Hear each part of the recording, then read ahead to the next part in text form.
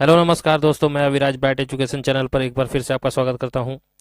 आज मैं digital finance and application से very very most important questions आपके लिए लेकर के आया हूं। तो जिन बच्चों के एग्ज़ाम दिसंबर में हैं उनके लिए मैं मोस्ट इंपॉर्टेंट क्वेश्चंस जहां से भी हो सकते हैं मैं लेकर के आता हूं और अपनी तरफ से पूरी कोशिश करता हूं कि आपके लिए मैं अच्छे अच्छे क्वेश्चंस प्रोवाइड करा सकूं। तो जो लोग भी चैनल को लाइक और सब्सक्राइब नहीं किए प्लीज़ लाइक और सब्सक्राइब कर देंगे, साथ ही साथ बेल आइकन की घंटी को भी प्रेस कर देंगे ताकि नेक्स्ट वीडियो की नोटिफिकेशन आप तक आसानी से पहुंच सके। एडमिट कार्ड जिस दिन से डाउनलोड आप लोगों का होना शुरू हो जाएगा बच्चों, मैं आप लोगों को डेली मैराथन के रूप में मोस्ट इंपॉर्टेंट क्वेश्चंस जो कि पिछले एग्जाम में जितने भी क्वेश्चंस पूछे जा चुके हैं वो सभी प्रश्नों के कॉम्बिनेशन मैं आपको प्रोवाइड कराऊंगा, ठीक है। और पीडीएफ जो है आप लोगों को टेलीग्राम चैनल पे मिल जाएगी, तो आप लोग जल्दी से पीडीएफ के लिए टेलीग्राम चैनल ज्वाइन कर लें। तो चलिए बिना समय गंवाए शुरू करते हैं आज का ये सेशन। आज का पहला क्वेश्चन देखते हैं क्या कहता है। ओटीपी का फुल फॉर्म क्या होता है? ओटीपी का पूर्ण अर्थ क्या होता है, मतलब फुल फॉर्म बताना है। Once transferring password, owner testing password, one time password या नन ऑफ दीज इनमें से कोई नहीं।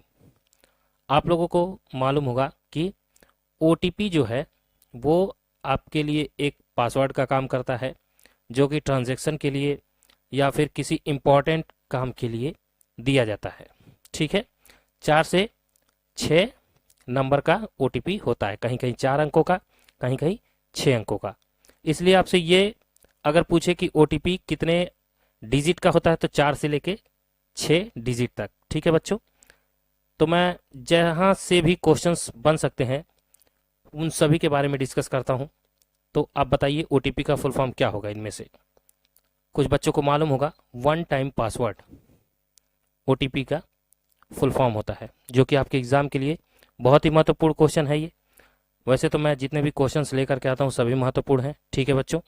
चलिए अब अगला देखते हैं। क्यूआर कोड का फुल फॉर्म क्या होता है? क्यूआर कोड होता क्या है? ये एक ऐसा कोड है जिसमें हम स्कैन करके पैसे का लेन देन करते हैं, ठीक है बच्चों। तो बताइए क्यूआर कोड का फुल फॉर्म क्या होता है?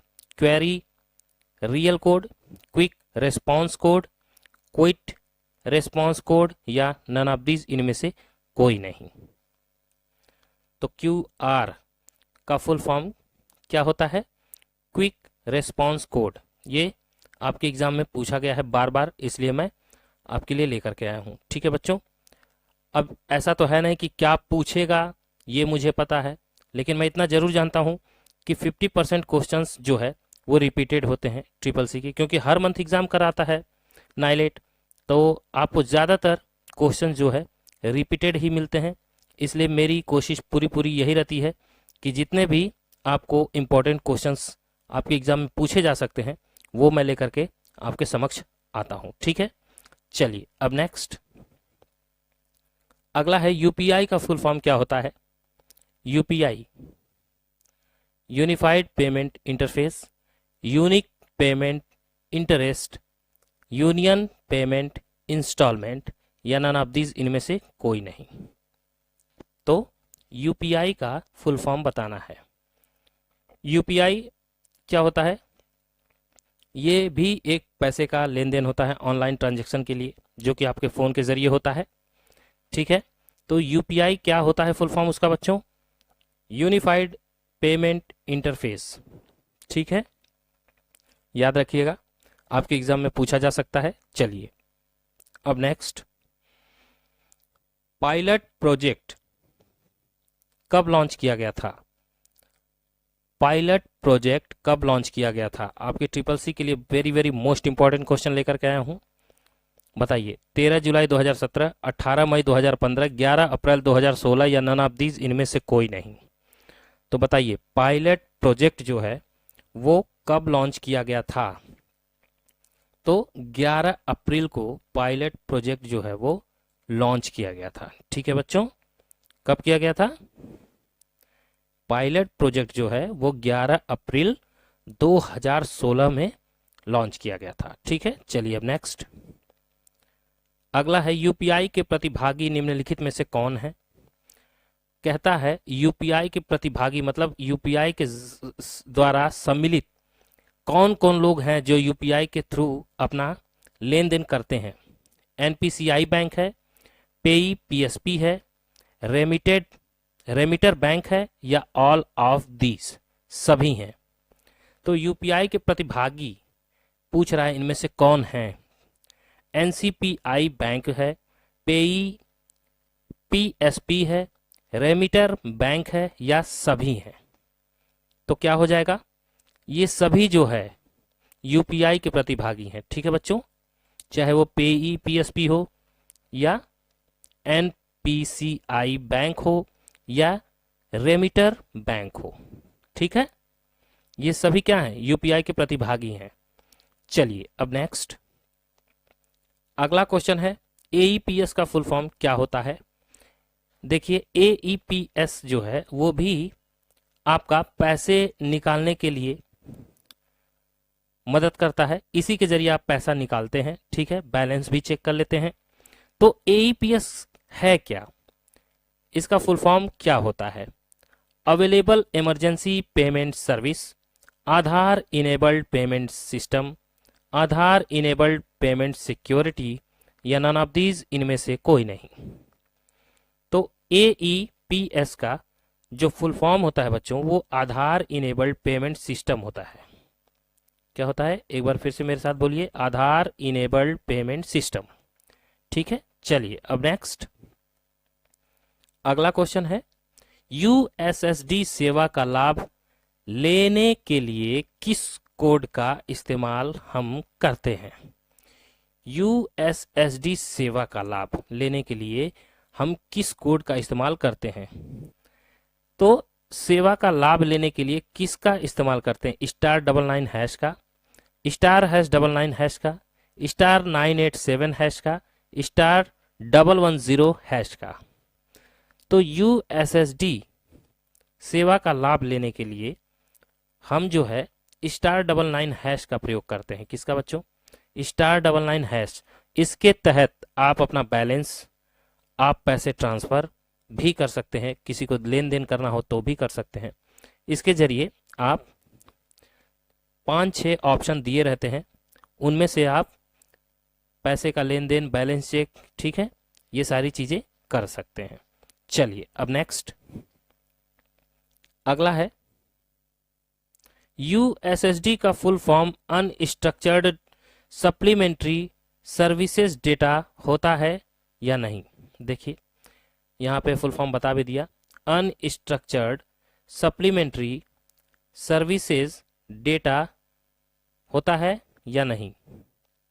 तो अभी आपको बताया था यूएसएसडी का full form unstructured supplementary services data होता है। ठीक है, इसलिए ये ट्रू हो जाएगा। क्या हो जाएगा? ट्रू। चलिए बच्चों अब नेक्स्ट, केवाईसी का full form know your customer होता है। केवाईसी का full form know your customer होता है। केवाईसी कहाँ यूज करते हैं? केवाईसी जो है बैंक के लिए अप्लाई जब आप करते हैं अपना अकाउंट, उसके लिए करते हैं। क्यों? क्योंकि बैंक जो है आपको जान सके, ठीक है, कि ये ग्राहक कौन है। ठीक है, उनका सारा डॉक्यूमेंट डेटा, सब फोन नंबर, नेम, एड्रेस, सब कुछ वहां पे केवाईसी में लिखा होता है। तो केवाईसी का full form know your customer होता है, तो ये ट्रू हो जाएगा। ठीक है बच्चों, आपके एग्जाम में इसका फुल फॉर्म पूछ सकता है। चलिए अब नेक्स्ट अगला है, एसबीआई बडी ऐप कितनी भाषाओं में उपलब्ध है? देखिए एसबीआई बडी भी जो है पैसे के लेन देन के लिए आपके वॉलेट, एक तरह से कहिए फोन पे की तरह से होता है। तो ये एप्लीकेशन जो है वो कितनी भाषाओं में उपलब्ध है वो पूछ रहा है। एसबीआई बडी 9 भाषाओं में, 11 भाषाओं में, 13 भाषाओं में या 17 भाषाओं में? तो कितने भाषाओं में एसबीआई बडी उपलब्ध है? तो 13 भाषाओं में। ठीक है बच्चों, चलिए अब नेक्स्ट अगला है, पीओएस का फुल फॉर्म क्या होता है? पीओएस, देखिए पीओएस होता क्या है? आप कभी शॉपिंग मॉल में गए होंगे तो वहां पे जो मशीन होती है उसमें आप एटीएम कार्ड को डालते हैं या स्कैन करते हैं, स्क्रैच करते हैं। ठीक है, जब आप एटीएम को स्कैन करते हैं तो उसे आप पैसे का लेन देन करते हैं, तो जो वो मशीन होती है वही पीओएस कहलाती है। तो पूछ रहा है उसका फुल फॉर्म क्या होता है पीओएस का। Permanent of sale, point of sale, point of selection या नन ऑफ दीज, इनमें से कोई नहीं। तो पीओएस का जो फुल फॉर्म होता है वो पॉइंट ऑफ सेल होता है। ठीक है बच्चों, चलिए अब नेक्स्ट। एनईएफटी सुविधा पूरे देश में कितने बैंक शाखाओं में उपलब्ध है? एनईएफटी सुविधाएं पूरे देश में कितने बैंक शाखाओं में उपलब्ध है? नेशनल इलेक्ट्रॉनिक फंड ट्रांसफर, ये होता है एनईएफटी का फुल फॉर्म। आपसे पूछ सकता है नेशनल इलेक्ट्रॉनिक फंड ट्रांसफर। ठीक है, चलिए बताइए पूरे देश में कितने बैंक शाखाओं में उपलब्ध है? 30,000, 5,000, 1,000 या नन ऑफ दीज, इनमें से कोई नहीं। तो ये जो है कितने बैंक शाखाओं में उपलब्ध है? तो 30,000 बैंक शाखाओं में एनईएफटी का उपयोग हम देखते हैं। ठीक है, चलिए अब नेक्स्ट। आईएफएससी कोड कितने अंकों का होता है? आईएफएससी बताइए, आईएफएससी कोड कितने अंकों का होता है? बैंक में जब पासबुक आपके पास जो दिया जाता है उस पासबुक में आपको आईएफएससी कोड भी अकाउंट नंबर के जस्ट सीधे राइट साइड में छपा हुआ मिलता है और ये हर पासबुक में होता है। तो बताइए आईएफएससी कोड कितने अंकों का होता है? 3 अंकों का, 5 अंकों का, 9 अंकों का या 11 अंकों का? तो आईएफएससी कोड जो है वो 11 अंकों का होता है। ठीक है बच्चों, चलिए अब नेक्स्ट। आईएफएससी का full form Indian financial system code होता है। क्या ये बात सही है कि गलत है? बताइए। इसीलिए मैं पिछले वाले क्वेश्चन में आपको फुल फॉर्म नहीं बताया था, क्योंकि मैं आप लोगों के लिए पूरी कोशिश किया हूं कि आपको सभी फुल फॉर्म बताए जाएं, क्योंकि आपके एग्जाम में अगर पूछता है तो आप सारे क्वेश्चंस आसानी से कर जाएं। तो आईएफएससी का full form Indian financial system code होता है, इसलिए ये ट्रू हो जाएगा। ठीक है बच्चों, चलिए अब नेक्स्ट अगला है। आरटीजीएस का पूर्ण अर्थ रियल टाइम ग्रॉस सेटलमेंट होता है। क्या ये बात सही है कि गलत है? आरटीजीएस का पूर्ण अर्थ रियल टाइम ग्रॉस सेटलमेंट होता है, तो बिल्कुल यही होता है। ठीक है बच्चों, चलिए अब नेक्स्ट। आईएमपीएस सेवा कब तक उपलब्ध रहती है? आईएमपीएस सेवा कब तक उपलब्ध रहती है? इसका भी फुल फॉर्म आगे मैं लेकर के आया हूं, आप लोग घबराइएगा मत। आईएमपीएस सेवा कब तक उपलब्ध रहती है?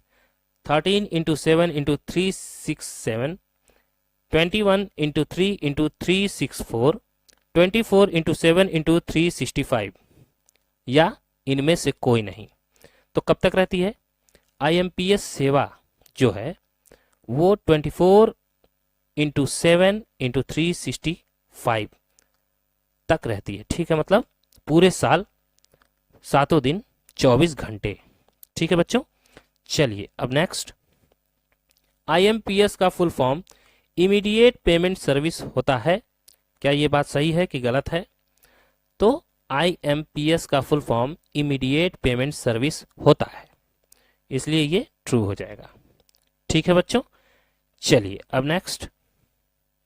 क्यूएसएएम के तहत अधिकतम ट्रांसफर लिमिट राशि कितनी है?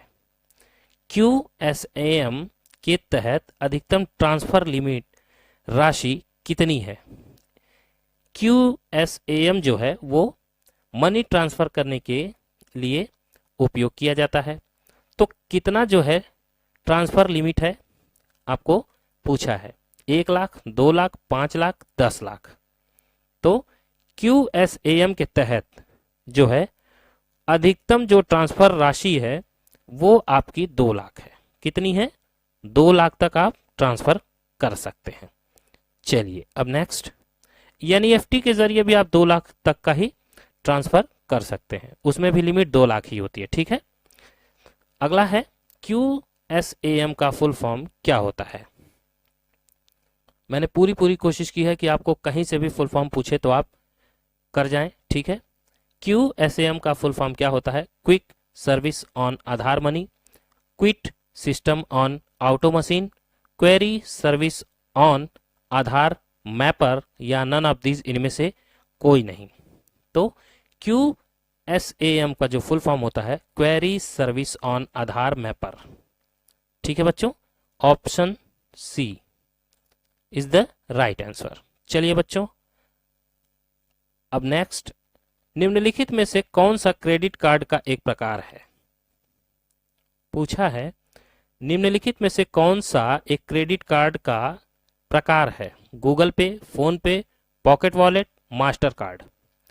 क्रेडिट कार्ड, देखिए ध्यान दीजिएगा, यहां देखिए क्रेडिट कार्ड पूछा है, तो ये देखिए गूगल पे ये तो क्रेडिट कार्ड नहीं है, फोन पे ये भी क्रेडिट कार्ड नहीं है, पॉकेट वॉलेट ये भी क्रेडिट कार्ड नहीं है, तो क्या हो जाएगा? मास्टर कार्ड, ठीक है। तो मास्टर कार्ड क्या है? आपका क्रेडिट कार्ड का एक प्रकार है, ठीक है बच्चों, आपको पता चल गया होगा। तो क्या हो जाएगा राइट आंसर? मास्टर कार्ड, ठीक है। चलिए अब नेक्स्ट, अगला है NEFT सेवा किस वर्ष प्रारंभ की गई थी? पूछा है NEFT सेवा किस वर्ष प्रारंभ की गई थी? 2015 में, 2017 में, 2019 में, या नन ऑफ दीज, इनमें से कोई नहीं। तो NEFT सेवा जो है वो आपकी 2015 में शुरू की गई थी, ठीक है बच्चों। आप लोग याद रखिएगा क्योंकि आपके एग्जाम में ये पूछ सकता है। जितने भी क्वेश्चंस मैंने आज की वीडियो में आपको दिए हैं वो very very most important question हैं, और आपके सिलेबस में जो भी चेंजिंग हुई है उसके तहत भी मैं ध्यान रखते हुए सारे के सारे क्वेश्चंस जो है वो आपके लिए मैं लेकर के आऊँगा। तो आप लोग बिल्कुल भी चिंता मत कीजिए, जम के पढ़ाई कीजिए, और साथ ही साथ मेरा भी नाम रोशन करिए पास होकर के। मेरी दिल से दुआ है कि आप अच्छे ग्रेड से पास हों, ठीक है। तो बस मेरा यही कहना है बच्चों कि जो मेहनत करेगा वही सफलता की सीढ़ी पाएगा। तो बस आज की वीडियो में था बच्चों इतना ही। अब आपके लिए मैं होमवर्क देता हूं। आप लोग कमेंट नहीं करते हैं, प्लीज आप लोग कमेंट कर दिया करिए। होमवर्क जितने भी आपको देता हूं आप ही लोगों के लिए होता है। चलिए देखते हैं, हम प्रतिदिन की बचत के लिए चालू खाते का प्रयोग करते हैं, क्या ये बात सही है कि गलत है? प्रतिदिन की बचत के लिए मतलब डेली, डे बाय डे की बात कर रहा है, ठीक है। तो उसमें कह रहा है चालू खाते का प्रयोग करते हैं, ट्रू या फॉल्स। और दूसरा है माइक्रो एटीएम से नगद राशि नहीं प्राप्त किया जा सकता है, क्या ये बात सही है कि गलत है? तो आप इन दो क्वेश्चनों के जवाब मुझे कमेंट बॉक्स में दे दीजिएगा ताकि मुझे पता चलता रहे कि मेरे बच्चे पढ़ाई करते हैं और पूरी मेहनत करते हैं। तो चलिए ठीक है, आज की वीडियो में बस इतना ही था। जो लोग भी चैनल को लाइक और सब्सक्राइब नहीं किए हैं वो बच्चे लाइक और सब्सक्राइब कर लेंगे, साथ ही साथ बेल आइकन की घंटी को भी प्रेस कर देंगे ताकि जब भी वीडियो आपको प्रोवाइड की जाए आप लोगों को पता चल जाए, ठीक है। तो चलिए मिलते हैं अगली वीडियो में। मैं अविराज आपसे इजाज़त लेता हूं, तब तक के लिए जय हिंद, जय भारत।